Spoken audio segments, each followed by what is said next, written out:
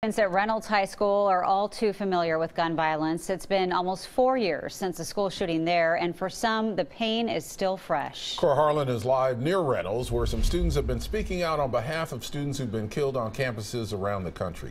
Cora?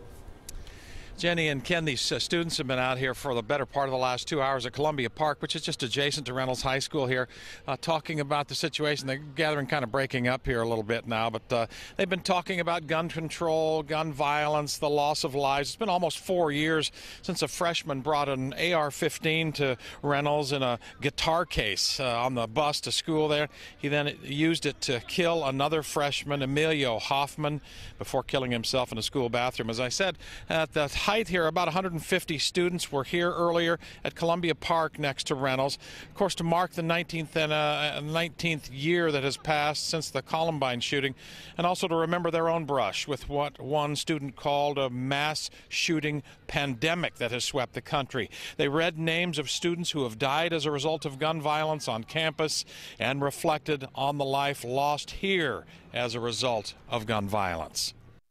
For a 14-year-old to find out that one of their friends was murdered in the one place that they should have been safe is not something that a kid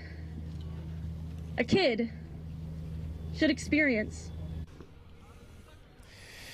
And again, during the speeches here within the last couple of hours, young people called out to lawmakers at all levels, state, local, and federal, to warn them about what they say are the perils of doing nothing to curb gun violence. One of the speakers here noted that about a third of the kids 18 to 29 years old vote, only about a third. Some kids in the crowd are working to change that by arousing young people's anger about the lack of what they say are common sense gun control measures. They say include background checks, waiting periods, and more funding for mental health treatment. Jenny and Ken?